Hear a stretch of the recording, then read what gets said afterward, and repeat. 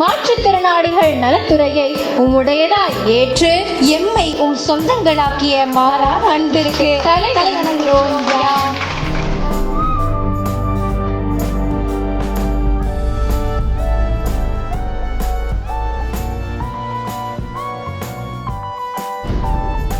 ஒவ்வொரு ஆண்டும் இந்த சிறுமலர் பள்ளிக்கு நான் வருவது வழக்கமாக வாடிக்கையாக வைத்துக் கொண்டிருக்கிறேன். உங்கள் வாழ்த்து தான் எனக்கு பெரிய வாழ்த்தாக நான் கருதுகிறேன். இன்றைக்கு உங்களை எல்லாம் சந்திப்பதில் நான் மிகுந்த மகிழ்ச்சி அடைகிறேன்.